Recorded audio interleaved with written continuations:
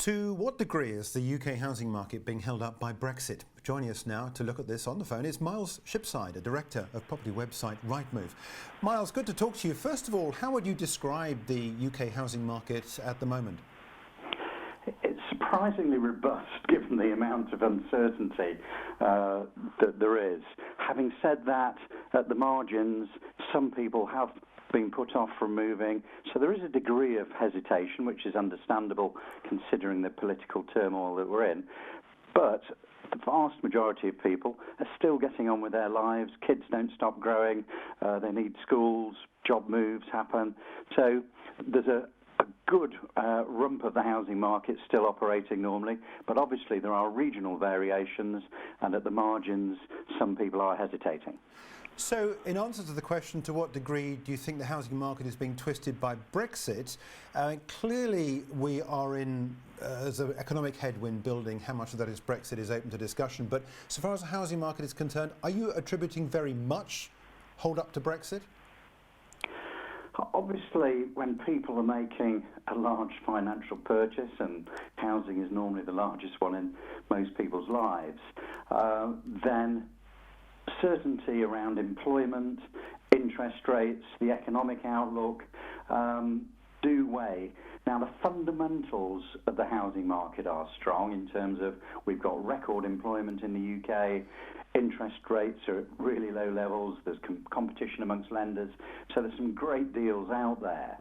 So those fundamentals are good, but sentiment is something that can put people off moving.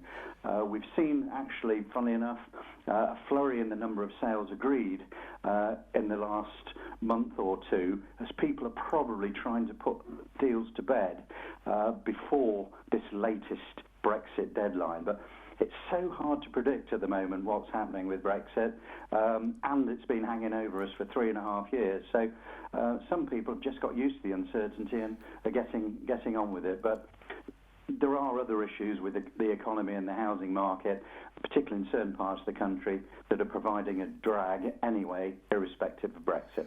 Let's pick up on that point about certain parts of the country over the last few months. Where in the UK have prices been most affected by what's happening, either economically or indeed through other factors?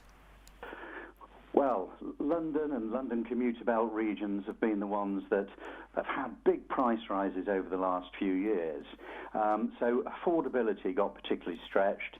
Then on top of that, particularly obviously in expensive areas like London and the South East, stamp duty changes have meant that the cost of moving and buying has gone up. So London and the South East was due a slowdown anyway, and was slowing down, and then the Brexit uncertainty came along, and I suppose if you're looking at London and the South East commuter belts, maybe some of those people are more heavily involved in the financial markets, and there's obviously been speculation around how leaving the EU is going to affect banking and the financial sector perhaps more severely than other sectors as well. So in contrast to that, parts of the Midlands North still trundling along. Apparently, according to estate agents, no concerns around Brexit, and they've obviously seen lower price rises in the last few years, so house prices haven't outstripped average wage inflation to the same extent as it has done in London and the South East, where affordability is more stretched, and sentiment, I think, is more sensitive, London and the South East as well, to the Brexit factor. Still 6 weeks or so away from the 31st of October Brexit deadline. If there is a no deal, if there is a cliff edge on the 1st of November, what do you think could happen to the UK housing market?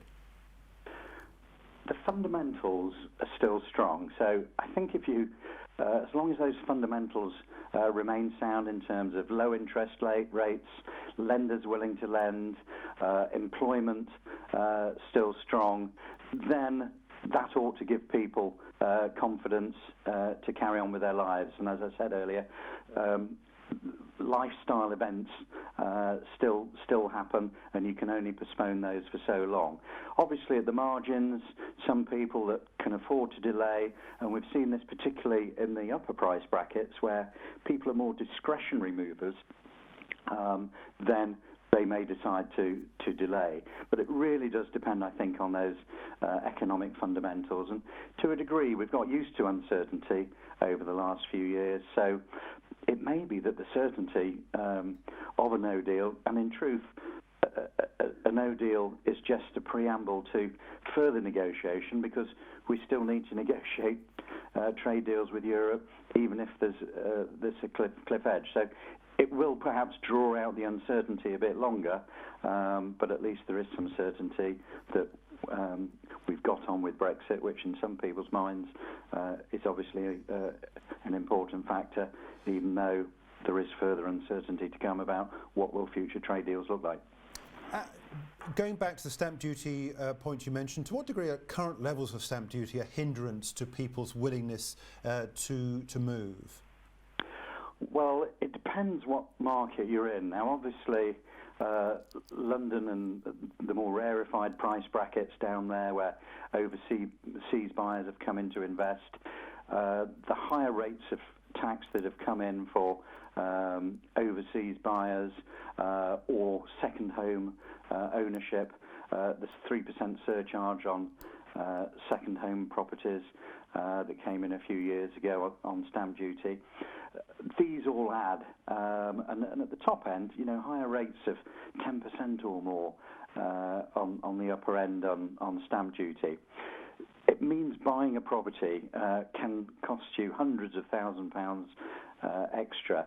One of the things that some people have looked at is, why don't I just rent in London rather than buy and pay that large upfront amount? So with affordability being stretched in London, because prices are still 70% higher there than they were 10 years ago, even though we've had a bit of a price downturn in London and the commuter belt, that affordability is still stretched. So various factors putting people off, not just the price of the basic property, but those add-on costs as well. So it is a factor that is persuading some people perhaps to stay where they are, invest that money on extending their existing property rather than giving a large lump to the taxman. One final question about stamp duty. How will moving stamp duty from the buyer to the seller change things? Has been suggested that the current government may look at. Yeah, there's been speculation that the government may do something radical with stamp duty, or maybe just lessen it to try and boost along the housing market and give further degrees of confidence should there be a messier no-deal exit. Obviously, if you actually swapped it to the seller as opposed to the buyer, that could help. In reality, if it increases the costs of selling a property, sellers may try and add it to the purchase price. Quite often these things seem quite simple when you suggest them, but there are a lot of knock-on effects. So I think it's probably simpler to leave it as it is, and indeed there's some speculation that, having looked at it, that's the way that the Chancellor's now thinking. But other things like lessening stamp duty would be welcome, because obviously it then lessens the cost of moving, makes the housing market more fluid, and gives the economy a bit of a boost as well. So it's something that I know a lot of movers would like to happen, and the estate agency industry. The downside is, if you do lessen the costs and people can afford